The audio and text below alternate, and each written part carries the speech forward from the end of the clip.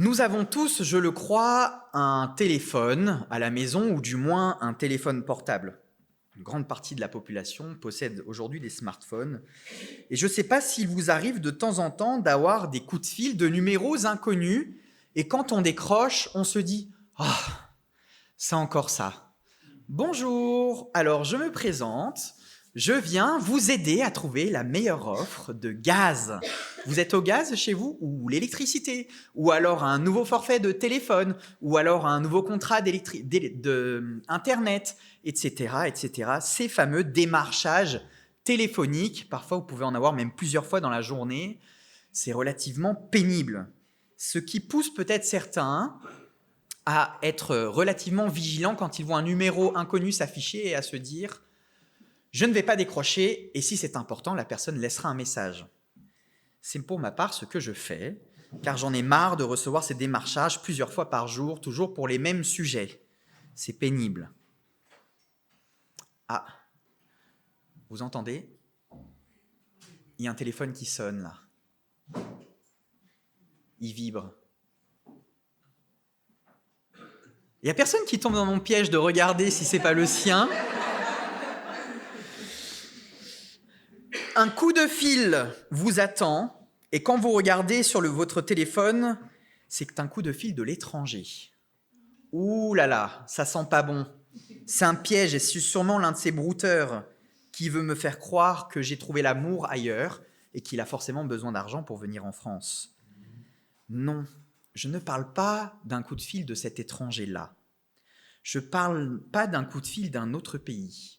Je parle d'un coup de fil qui vient d'un autre monde, pas le nôtre.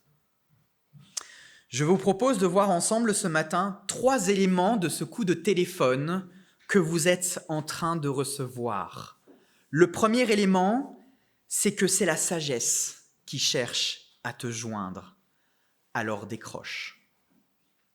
Le deuxième élément, comme tout interlocuteur qu'on a au téléphone, la sagesse va se présenter. Et enfin, contrairement à la plupart des démarchages téléphoniques, cette fois-ci, tu ne vas pas perdre ton temps à l'écouter te parler au téléphone. Je vous invite donc à ouvrir vos Bibles dans le livre des Proverbes au chapitre 8 et nous allons voir le premier élément ensemble de ce coup de téléphone que tu es en train de recevoir. Les 11 premiers versets du chapitre 8. La sagesse t'appelle, alors décroche.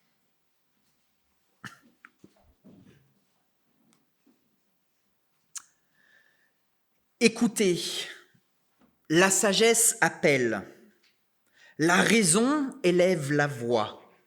Elle est postée sur les hauteurs, le long des routes, au carrefour, tout près des portes de la ville. Là où l'on passe pour entrer, elle fait retentir sa voix. C'est chacun de vous que j'appelle. C'est pour vous, les humains, que ma voix se fait entendre. À vous qui manquez d'expérience, apprenez donc à réfléchir. À vous, insensés, devenez donc intelligents. Écoutez-moi, car j'ai à dire des choses capitales. Et ce sont des paroles justes qui franchiront mes lèvres. Oui, ma bouche proférera la vérité. Le mal fait horreur à mes lèvres, et mon palais proclamera uniquement ce qui est juste. Il n'y a pas de fourberie, rien de retors dans mes paroles. Elles sont toutes justes pour qui comprend les choses. Elles sont droites pour qui trouve la connaissance. Recherchez mon éducation plutôt que de l'argent, et choisissez la connaissance plutôt que l'or le plus pur. Car la sagesse est préférable aux perles précieuses, et les biens les plus désirables ne sauraient l'égaler. La sagesse n'est pas un secret qu'il faut garder précieusement, mais bien une richesse à partager. D'une manière générale, quand on possède un trésor, on ne l'ébruite pas trop. On ne veut pas faire venir les voleurs. On ne veut pas en donner une partie à qui que ce soit. Mais la richesse de la sagesse est bien différente. Elle ne se perd pas quand elle est acquise. Alors, quand elle se partage, elle se multiplie. La sagesse n'est donc pas un secret à garder. Il peut être dit librement, sans craindre qu'il nous soit enlevé. Il y a là un parallèle très intéressant avec une prédication que vous avez entendue au début de l'année sur le sermon sur la montagne, où le Seigneur fait le parallèle entre les richesses célestes et les richesses terrestres. Les richesses terrestres, elles peuvent se perdre à n'importe quel moment. Un voleur qui vient, une catastrophe naturelle qui détruit la maison qu'on a mis tant d'années à payer, etc., etc. Mais la sagesse, la richesse céleste, elle demeure ferme dans la banque du Très-Haut. La sagesse s'adresse à tous. Elle n'est pas réservée à une élite. On croit parfois que les prédications un peu techniques ou les enseignements de doctrine sont réservés à ceux qui comprennent. Moi, je n'ai pas cette connaissance-là, donc je vais laisser ça aux autres. Ce n'est pas ce que dit la sagesse. La sagesse s'adresse absolument à tous. Verset 5. À vous qui manquez d'expérience, apprenez donc à réfléchir. C'est possible de l'acquérir. Et à vous, insensés, devenez donc intelligents. Voici ce que promet la sagesse. Elle s'adresse à tous, sans exception. Un peu comme l'Évangile. L'Évangile n'est pas non plus réservé à une élite, qu'à certaines personnes qui comprendraient les choses. Il s'adresse à tous. Ce qui veut dire que le témoignage que nous donnons, lui aussi, n'est pas une richesse qui doit rester secrète. Elle doit être donnée également à tous. La sagesse doit être proclamée parce qu'elle est capitale pour la vie. Et donc, c'est pour ça qu'on la transmet, parce qu'elle compte, parce qu'elle a une valeur pour nos contemporains, pour nos enfants, pour nos proches, pour nos voisins, pour nos collègues de travail, etc. Enfin, la sagesse nous dit que ces paroles sont véridiques, qu'elles sont vraies. C'est intéressant si on fait le parallèle avec les chapitres précédents qui nous parlaient de la séductrice, celle qui nous trompe par des paroles enjôleuses, celle qui cherche à nous amener dans un piège. La sagesse, elle, ne trompe pas. Elle ne dit que la vérité, même lorsqu'elle n'est pas très agréable à accueillir, je vous l'accorde. La sagesse ne cherche pas à te piéger. Elle cherche à te faire grandir en connaissance, à t'ouvrir les yeux sur les choses de notre monde. Elle est droite, contrairement à l'homme qui utilise souvent des moyens détournés pour parvenir à ses fins. Elle doit être recherchée, plutôt que de rechercher la richesse terrestre, la richesse périssable.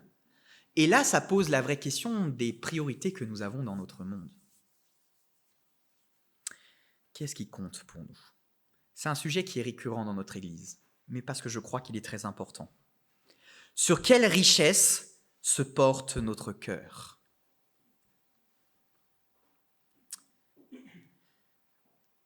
Quand l'Amérique du Nord a été conquise par les Européens, il y avait les Amérindiens sur place.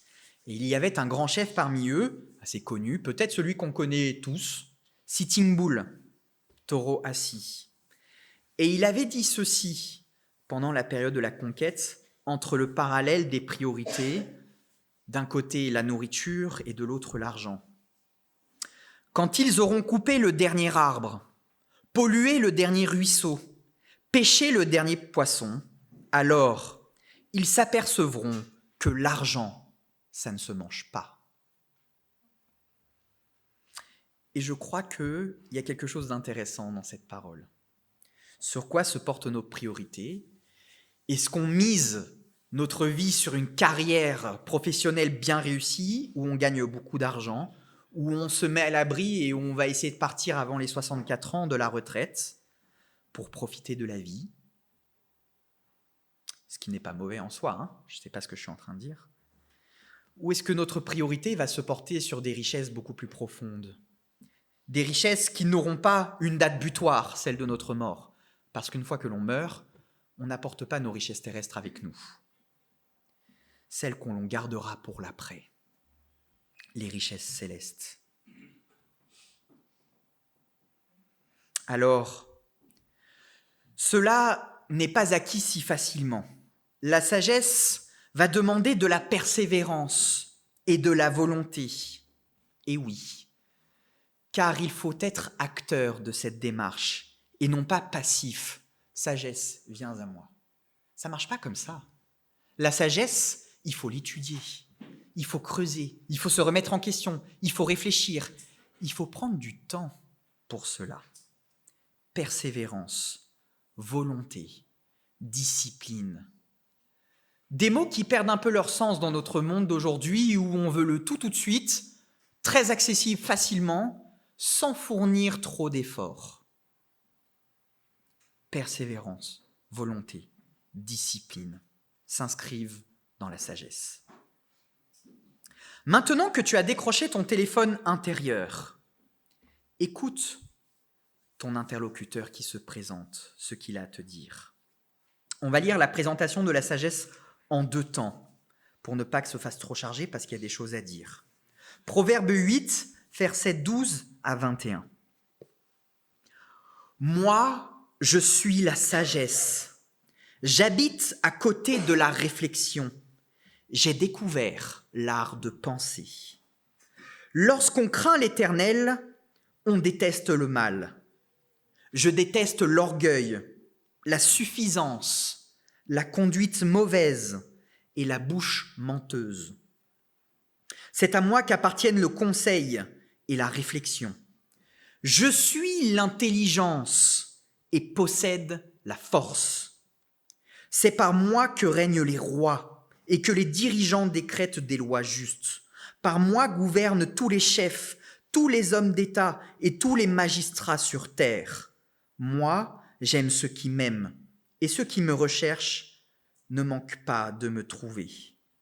Je suis accompagné de la richesse et de l'honneur, de biens durables, de la justice.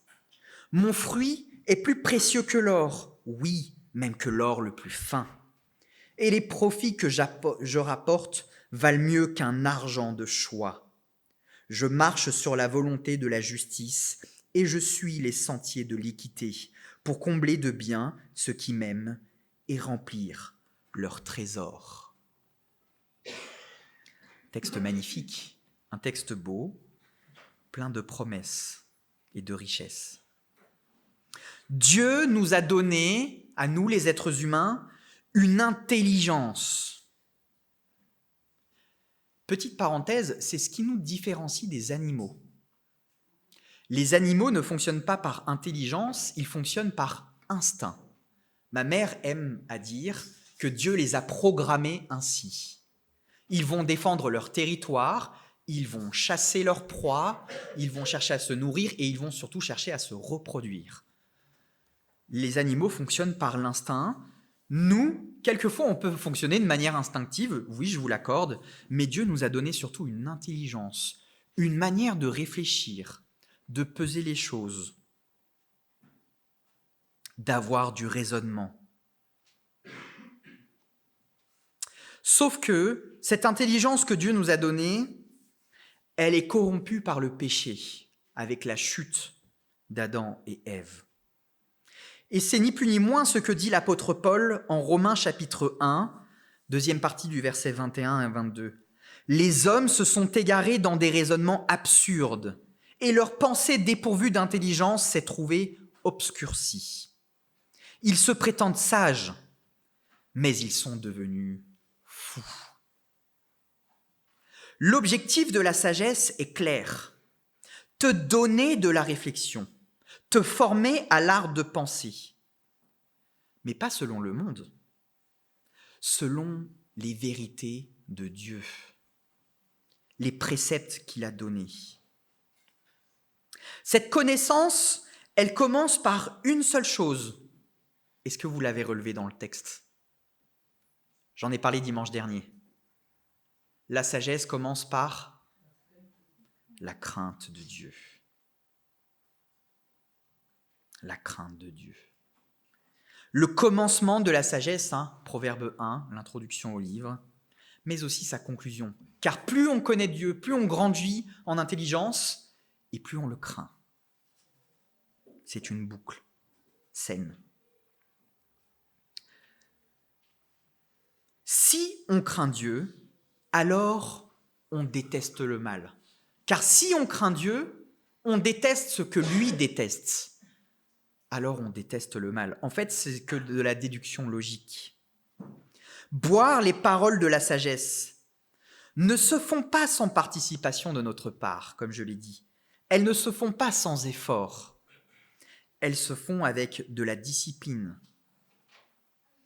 C'est intéressant car on peut penser que la discipline de nos jours, ça perd vraiment de la valeur. Mais je suis toujours un peu stupéfait de voir que l'homme est capable de faire preuve de grande discipline pour certaines choses.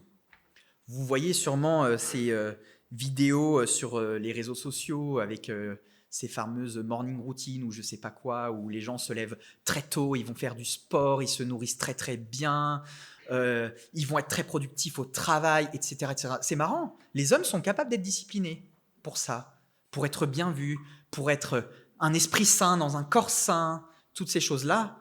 Par contre, dès qu'il faut être sage, la discipline, c'est autre chose. L'homme sait faire preuve de discipline. Alors faisons preuve de discipline dans ce que la sagesse nous demande. Et qu'est-ce qu'elle nous demande ? Faire preuve d'humilité. Le Seigneur n'est-il pas écrit dans la parole « Le Seigneur résiste aux orgueilleux, mais il fait grâce à qui ? Aux humbles. » Faire preuve d'humilité et avoir une conduite juste, une conduite droite. En fait, c'est ni plus ni moins que de mettre en pratique ce que la Bible nous enseigne. L'obéissance à ce que Dieu veut. Écoute la sagesse, car cela en vaut la peine. Ses bienfaits et ses récompenses sont ceux des rois et des dirigeants. Je les ai listés, et en fait, si on regarde, la sagesse donne énormément de bienfaits. Je vous les récapitule. Elle donne de bons conseils. Elle donne un jugement sain. Elle donne de l'intelligence. Elle donne la force morale de faire ce qui est juste et de résister au mal.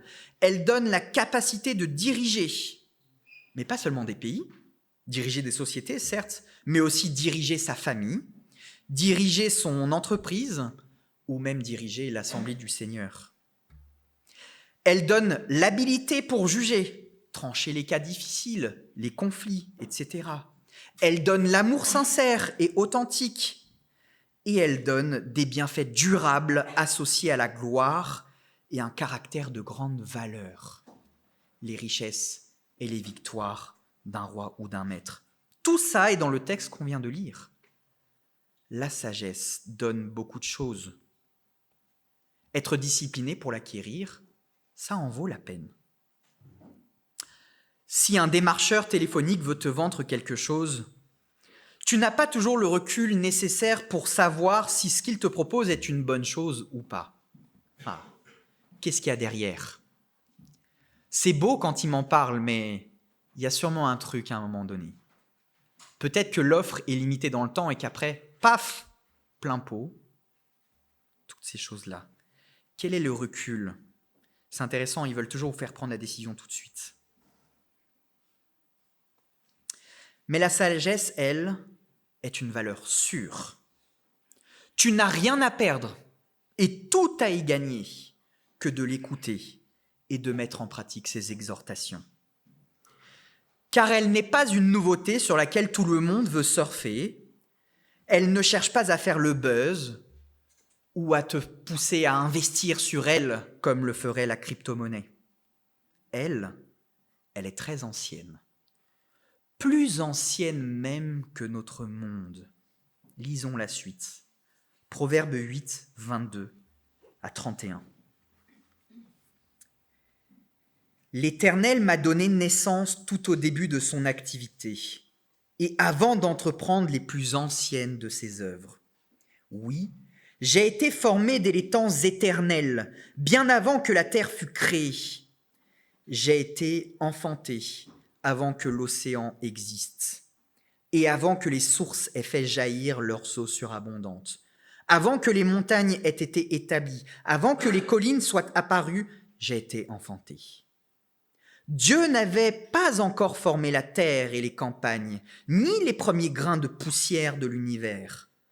Moi, j'étais déjà là, quand il fixa le ciel et qu'il traça un cercle autour de la surface du grand abîme, et quand il condensa les nuages d'en haut, quand il fit jaillir avec force les sources de l'abîme, et quand il assigna à la mer des limites pour que ses eaux ne les franchissent pas, quand il détermina les fondements du monde, je me tenais bien fermement à ses côtés, me livrant sans cesse aux délices et jouant en tout temps en sa présence. Je jouais sur la terre, dans le monde habité, et je trouvais mes délices dans les êtres humains. Plus que jamais, la sagesse est ici personnifiée.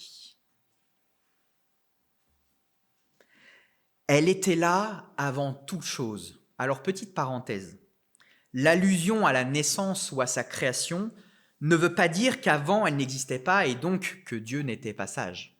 C'est pas ce que veut dire le texte. En fait, dans la culture hébraïque, le fait de dire qu'une chose est venue à l'existence avant toute autre chose signifie en fait une hiérarchie. Ça veut dire qu'elle est la première, la plus importante, qu'elle est au-dessus de tout. C'est une forme poétique de dire que la sagesse est au-dessus de toute chose. Toute la création de Dieu, toutes ses œuvres, tout ce qu'il a fait a été fait avec sagesse. Car la sagesse est un attribut divin, au même titre que l'amour et la justice. En fait, ce que Dieu cherche à faire, c'est à nous communiquer ce qu'il est. Et je crois que sa sagesse se voit dans sa création. Quand on s'arrête un petit peu, certains sont émerveillés par l'infiniment petit, ce qui est atomique, je ne sais pas si ça se dit, vous avez compris, les cellules plus petites, les atomes, etc. Certains sont émerveillés de ça, d'autres sont émerveillés par l'inverse, c'est mon cas, l'infiniment grand, toutes ces planètes qui font des tailles de fois la Terre de manière inconsidérable et démesurée, le système solaire qui ne compose qu'un petit point au milieu de notre galaxie qui compte des milliers de systèmes solaires, et notre univers qui compte des milliers de petits points que sont ces galaxies en fait. Quelle est la limite ? Il n'y en a pas. Dieu a tout créé avec sagesse. Et je crois qu'il y a de quoi s'émerveiller lorsque vous voyagez et que vous voyez des paysages fabuleux. Qu'est-ce que vous pensez ? Ou encore, je suis bien placé pour le savoir en ce moment, la manière dont le Seigneur fait pousser un petit être dans le ventre de sa mère et que tout se place, tout se coordonne, tout change de manière à que tout soit positionné de manière parfaite. Qui fait ça ? Ou encore, allez, je pousse, vous vous blessez, mais vous guérissez tout seul en fait. Le corps se régénère de lui-même. Qui fait ça ? C'est le Seigneur. N'a-t-on pas de quoi être émerveillé de sa création, preuve de sa sagesse et de sa puissance ? Ce week-end, j'ai reçu une citation, et du coup je l'ai ajoutée à la dernière minute dans ma prédication. Edwin Conklin, qui est un biologiste, a dit ceci. Je vais le dire doucement parce qu'elle est un peu technique.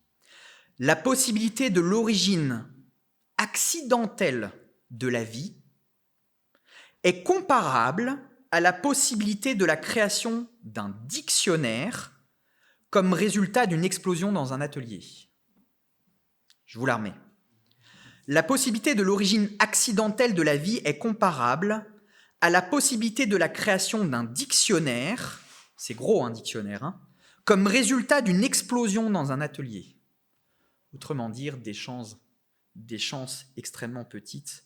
J'en avais une autre qui était un peu plus longue, mais en gros qui disait que c'était le pourcentage de réussite était identique à un archer qui tirait une flèche sur une cible qui faisait 1 centimètre de diamètre, donc c'est tout petit, mais qui n'est pas placé à 100 mètres, qui est placé à 14 milliards d'années-lumière.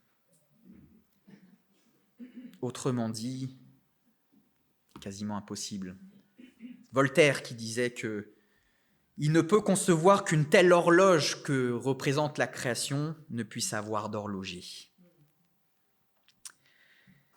Si donc ton interlocutrice que tu as au téléphone, la sagesse divine, est celle qui a contribué à tout créer, alors tu te doutes qu'elle connaît parfaitement le monde, puisque c'est par elle que Dieu a tout fait.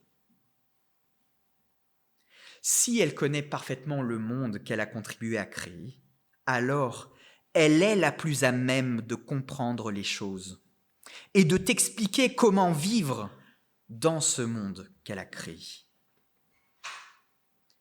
C'est en respectant à la fois l'ordre naturel et l'ordre moral voulu par son Créateur. La sagesse de Dieu s'est aussi manifestée dans son plan pour sauver les pécheurs que nous sommes. Car la sagesse a été venue en une personne. Et cette personne, c'est ce pourquoi vous êtes là ce matin. C'est Jésus-Christ. La sagesse personnifiée. Peut-être qu'en lisant le texte là des Proverbes, vous avez eu un parallèle avec un autre texte qui se trouve dans Jean chapitre 1. Au commencement était la parole était avec Dieu, elle était lui-même Dieu. Tout a été créé pour elle, et a été créé par elle. Colossiens 1, versets 14 et 15, qu'on a chanté ce matin à la réunion de prière. Ce Fils, il est l'image du Dieu que nul ne voit. Il est le premier-né de toute création. Ah, tiens, parallèle avec le texte qu'on vient de lire. Car c'est en lui qu'ont été créées toutes choses, dans les cieux comme sur la terre, les visibles, les invisibles, les trônes et les seigneuries, les autorités, les puissances. C'est par lui et pour lui que Dieu a tout créé. La sagesse venue en une personne même, Jésus-Christ. Dans les chapitres précédents, on a beaucoup parlé de la tentation du péché et des conséquences qu'il y avait de céder à cette dame folie, si je peux l'appeler ainsi. Mais la sagesse de Dieu s'est manifestée dans le plan de rédemption pour nous sauver. Car, à bien y réfléchir, ce plan est plein de sagesse. Plein de sagesse, car tout est accompli dans ce plan. Tout est parfaitement organisé. À la fois, justice de Dieu est accomplie, Dieu n'a pas fermé les yeux, justice a été faite, quelqu'un a payé pour vos fautes, elles ne sont pas restées impunies.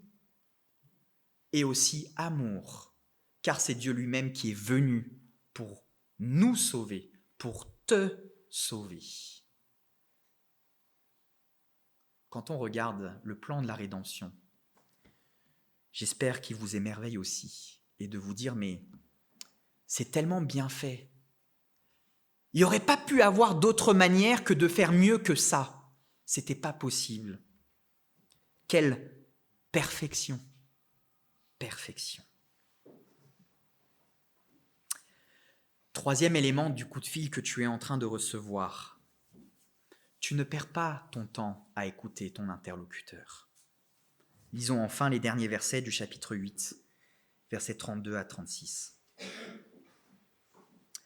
Maintenant donc, mes fils, le voilà le fameux discours. Écoutez-moi. Heureux tous ceux qui suivent les voies que je prescris.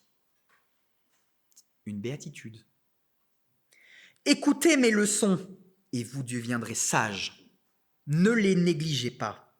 Car, de nouveau, heureux l'homme qui m'écoute, qui vient veiller à mes portes jour après jour et qui monte la garde devant l'entrée de ma maison. Car celui qui me trouve a découvert la vie. Il obtient la faveur de l'Éternel. Mais il se fait tort à lui-même celui qui me désobéit. Tous ceux qui me haïssent aiment la mort. C'est intéressant, le sage conclut par une béatitude. Heureux ceux. Tous ceux qui suivent les voies que la sagesse prescrit seront heureux. Au fond, dans notre monde, que cherche l'homme ? C'est quoi sa quête la plus importante de l'homme ? Que veulent tous nos contemporains ? Le bonheur. Tout le monde recherche le bonheur. La réponse, elle vous est donnée. La clé du bonheur. Ce que tout le monde cherche, elle est là.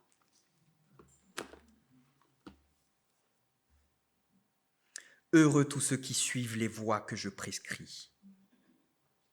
Heureux l'homme qui m'écoute, qui vient veiller à mes portes jour après jour et qui monte la garde devant l'entrée de ma maison. Ça veut dire celui qui est impatient, qui attend un peu comme si la sagesse devait se lever à 7 heures et qu'à 7h02, on est là, on toque.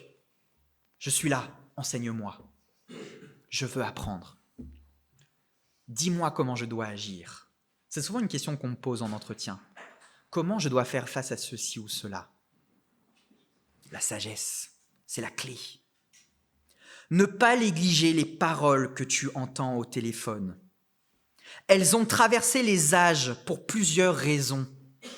La parole de Dieu ne s'est pas effritée. Elle a des millénaires.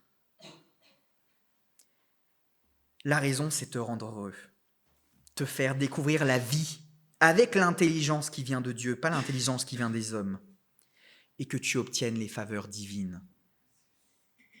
N'est-ce pas un peu ce que tout le monde recherche ? Cependant, il y a quand même un avertissement dans le texte, ce fameux « mais ». Prends garde. Celui qui désobéit se fait du tort à lui-même. Il tombe dans le piège de la séductrice, dont le sage nous a parlé assez longuement avant. Préférer le péché à la sagesse de Dieu, c'est préférer la mort à la vie. En conclusion, face à cet entretien téléphonique avec la sagesse, il est question d'un choix. Quelle sagesse souhaites-tu suivre ? La sagesse de notre monde ou la sagesse de Dieu ? Dans le Deutéronome, le Seigneur a dit ceci : « Je mets devant toi le bonheur et le malheur, la vie et la mort. Choisis la vie afin que tu vives. » Choisir la sagesse de Dieu implique un changement de vie. C'est pas juste « oui, j'ai choisi, hop, et terminé ». Acquérir la sagesse ne demande pas d'être passif, mais d'être acteur. Il ne suffit pas de connaître la sagesse comme on accumule de la connaissance. Il y a beaucoup de gens qui connaissent la Bible, parfois même très très bien, mais ils ne connaissent pas la sagesse. Ils n'ont pas l'intelligence. Il vaut mieux vivre cette sagesse dans l'obéissance à ce que Dieu attend de toi. C'est ça la vraie profondeur de la sagesse. C'est ça ce qui compte. Et c'est ça qui doit être ta priorité. Sinon, le bonheur que tu cherches tant, tu ne le trouveras jamais. Jamais. N'oublie pas une chose. Là où est ton trésor, là aussi sera ton cœur.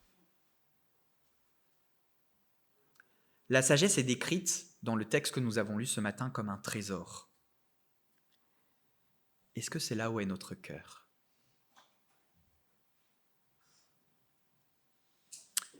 Alors si ce matin, tu reçois l'appel de la sagesse, décroche ton téléphone. Amen.